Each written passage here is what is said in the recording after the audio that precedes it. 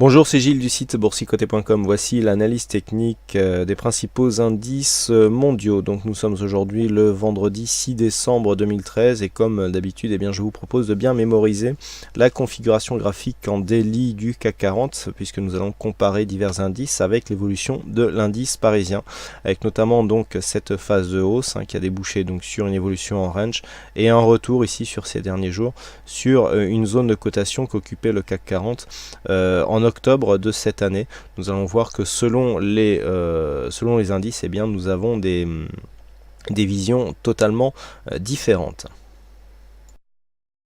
Voilà, et nous débutons tout de suite avec le DAX. C'est le DAX donc qui est un petit peu aux antipodes du CAC actuellement, puisqu'il y a une grosse surperformance de l'indice allemand par rapport à l'indice français. Vous voyez la zone de cotation qu'occupait le DAX début octobre, où nous sommes sur les mêmes niveaux sur le CAC, nous avons un différentiel ici de plus de... On a quasiment 600 points. Qui se sont faits en ligne droite comme ça de différentiel entre l'indice allemand et l'indice français. Bon, c'est assez énorme, une grosse décorrélation actuellement, puisque durant toute cette période, le CAC 40 n'a rien gagné, et le DAX, lui, a gagné 600 points. Donc la configuration est totalement différente. Nous avions ici un trend d'évolution haussier sur le DAX. Le début de semaine donc a provoqué une cassure sur cette phase. On a cassé la moyenne mobile 20 exponentielle, donc nous sommes en phase de sortie de cette dynamique haussière, mais on peut voir que par rapport à l'indice parisien, nous avons ici une petite phase de baisse qui ne montre qu'une phase de consolidation.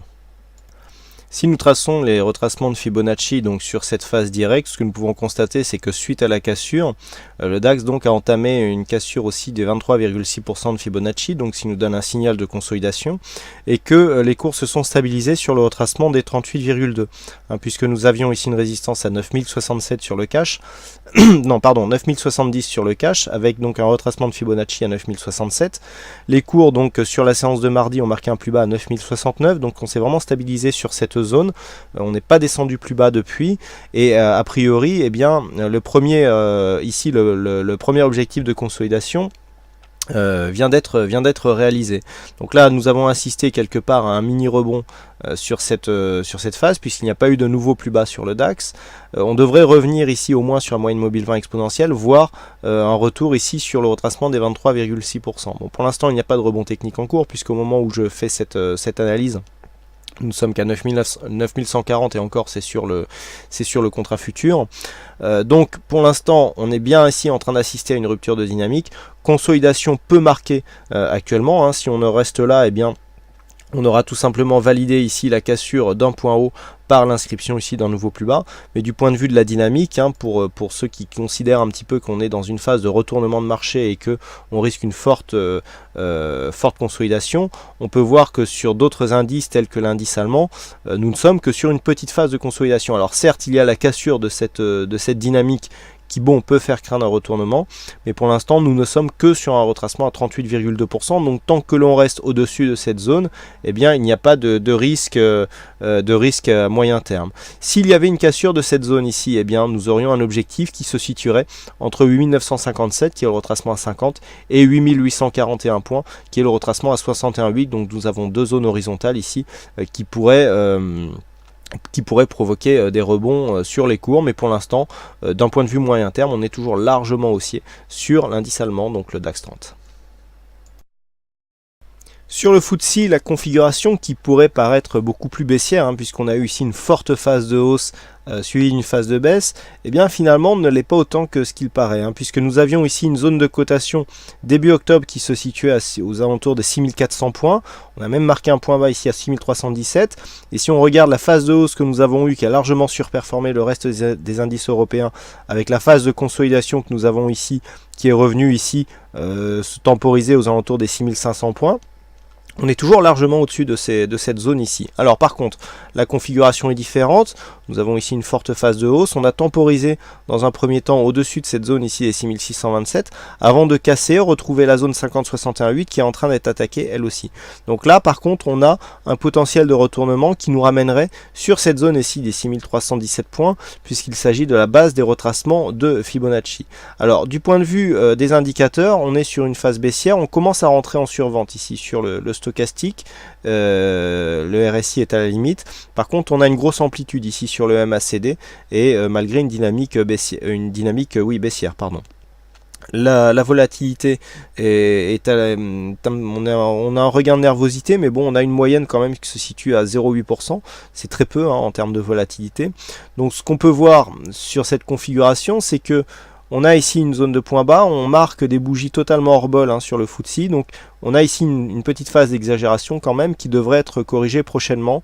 Le trend ici qui a donné une phase de cassure n'a pas confirmé, on n'a pas eu de retournement, il n'y avait pas eu de cassure de point haut significatif, on est donc dans une phase de réintégration, à voir maintenant si cette phase ici d'exagération avec cette bougie totalement hors bol et puis la deuxième bougie qui a juste ici la partie haute de son ombre supérieure qui rentre à l'intérieur des bols, eh bien provoque une réintégration. Mais pour l'instant, la cassure ici du 61,8 nous donne une probabilité plus forte de rejoindre les 6317 points. Donc autant sur le DAX on est sur une consolidation assez légère, autant sur le FTSE pardon, on est sur une consolidation plus forte mais qui a démarré avant, puisque pendant toute cette phase ici où le FTSE avait commencé à descendre, eh bien le DAX continue à monter et le CAC était stable. Donc là on a petit potentiel baissier, mais pour l'instant sans gravité, on a une cassure ici du 61,8 mais qui n'est pas encore très dynamique. On devrait quand même avoir un rebond technique entre temps. Nous passons maintenant aux indices américains avec le S&P 500. Et là aussi un différentiel énorme entre ce que nous avons sur le CAC 40 et sur le S&P 500, puisque regardez la zone de cotation ici début octobre, sur laquelle le CAC est actuellement. Nous étions aux alentours des 1650 points. Nous sommes actuellement à 1785, donc 130 points de différentiel entre le S&P 500 et le CAC à valeur égale. Donc clairement, nous avons une surperformance ici de l'indice américain par rapport à l'indice parisien. Et du point de vue de la tendance, eh bien, nous sommes toujours dans un flux haussier qui est dans une phase ici de continuité. Alors si nous traçons les retracements de Fibonacci sur cette phase ici, alors oui, on peut... non, on va d'abord supprimer celui-là, voilà, pour retracer un Fibonacci sur la phase directe, puisque la première zone n'avait pas donné de consolidation. Voilà, on a quelque chose d'assez intéressant. Ce retracement des 23,6 ici, qui vient s'interposer sur cette zone de point haut. Il est intéressant puisqu'il va nous donner un point de repère qui nous donnera en plus un signal technique. Je m'explique. Si les cours rebondissent ici sur la zone des 1774, que représentent les 23,6% de Fibonacci, nous aurons une continuité de phase haussière directe, puisque tant qu'il n'y a pas de cassure du 23,6%, on ne peut pas considérer qu'il y a consolidation. Par contre, le fait d'avoir ici un rebond sur un ancien point haut qui deviendrait zone de point bas nous donnerait un second signal de confirmation d'une continuité de cette tendance haussière qui serait définitivement confirmée sur une cassure haussière du point haut historique des 1813,6 points. Sur une cassure de cette zone, doublée d'une cassure ici sur les 1772, eh bien nous aurions un objectif ici qui se situerait à 1750 points, retracement à 38,2% de Fibonacci, où nous avons ici un point bas significatif, à savoir que nous avons ici ce premier point bas qui est un point bas intermédiaire, mais ici nous sommes en présence d'un point bas significatif avec ce fort rebond qui avait marqué un quasi-contact avec la moyenne mobile 20 exponentielle.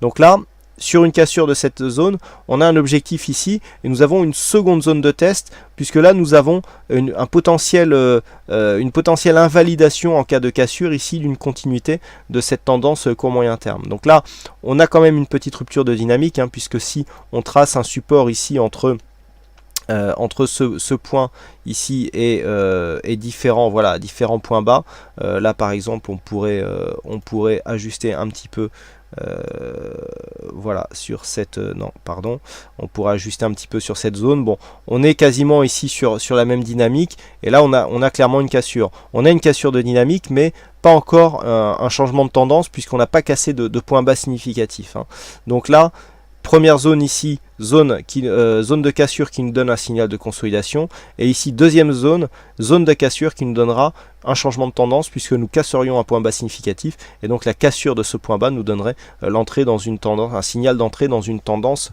baissière. Mais en attendant, tant que l'on reste au-dessus de ces zones, et a fortiori si on casse ici ce point haut des 1813 points, eh bien nous sommes dans la continuité d'une tendance haussière d'un point de vue moyen à long terme qui est vraiment dans une phase de continuité, puisque quand on regarde l'intégralité continuité de la tendance, eh bien nous sommes dans un mouvement qui semble pérenne. Du point de vue de la configuration technique, on a un RSI qui est plutôt dans sa zone haute, mais qui ne donne pas trop de signaux de surachat. Stochastique souligne la bonne dynamique ici de cette tendance, et là le MACD nous donne la dynamique de consolidation qui est actuellement en cours, avec une légère résurgence ici des volumes sur les séances de baisse. Attention donc, sur cette phase, sur une accélération, effectivement un retournement pourrait être possible. Mais tant que nous restons ici au-dessus de ces deux zones, eh bien la tendance haussière n'est pas remise en cause. Sur le Nasdaq, là aussi, nous sommes sur une belle dynamique haussière, hein, puisque nous avions ici une phase de hausse. Alors, même on a une accélération d'un point de vue long terme, hein, puisque nous avions ici cette zone de trend, donc trend haussier, qui a été cassée à la hausse ici. Sur la cassure à la hausse, je vous avais dit que bon, soit on avait une réintégration, et dans ce cas-là, on avait une chance d'avoir une sortie. Par contre, si on confirmait ici, eh bien, on pouvait assister à une sortie par le haut, ce qui est relativement rare, suivi d'une accélération haussière du mouvement. A priori, c'est ce qui semblerait se confirmer, puisque suite à cette sortie, on a retrouvé donc la résistance comme support, et on accélère ici sur ce support secondaire, et donc qui vient placer une dynamique nettement supérieure par rapport à la précédente. Donc sur la phase que nous avions eue, la phase précédente, on avait eu ici inscription de ce point haut. On avait mesuré les extensions de Fibonacci ici sur la phase de consolidation qui nous avait donné un bon objectif. Et c'est maintenant cet objectif qui fait office de support sur la continuité de cette tendance. Donc pour l'instant, il n'y a aucun signal de retournement à court terme.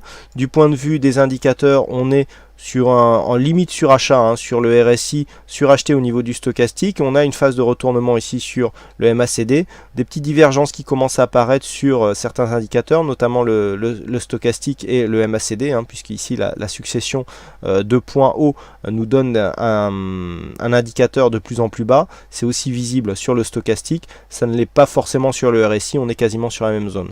Donc légère divergence baissière. Tant que nous n'avons pas une rupture ici de cette zone de support, il n'y a pas d'affaiblissement de la dynamique en cours. Sur ces points, si on avait par exemple une cassure, on va retracer des Fibonacci sur la dynamique directe. Voilà.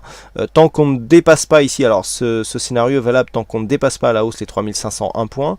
Tant qu'on n'a pas ici une cassure des 3410, nous ne pourrons pas considérer qu'il y aurait phase de consolidation, puisque c'est le retracement des 23,6%. Et encore une fois, un peu comme sur le S&P 500, cette zone est relativement intéressante puisqu'elle correspond à un récent point haut significatif que nous avions eu ici fin octobre de cette année.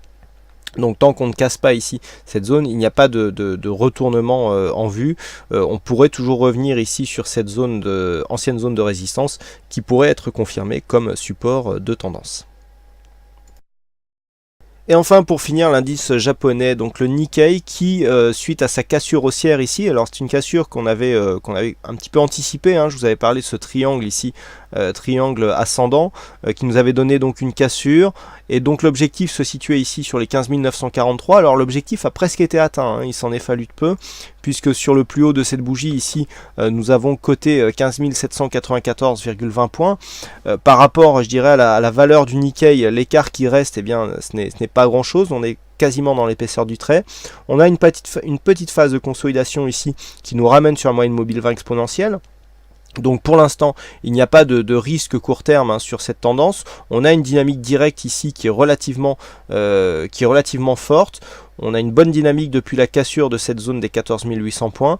Donc pour l'instant, tant que l'on reste ici au-dessus de cette moyenne mobile 20 exponentielle et donc approximativement au-dessus des 15 200 points, il n'y a pas de risque court terme.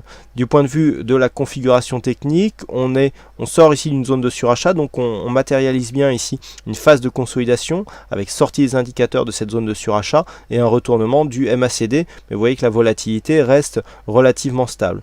Donc pour l'instant, un mouvement qui est technique, il n'y a pas d'emballement sur le Nikkei. De toute façon, tant que l'on reste au-dessus de cette zone des 14 800, on pourrait toujours potentiellement être dans une continuité de mouvement haussier, puisque nous aurions, en cas de retour sur 14 800, eh bien, la possibilité d'avoir un point bas ici sur cette zone, suite à l'inscription de cette zone ici comme une zone de point haut.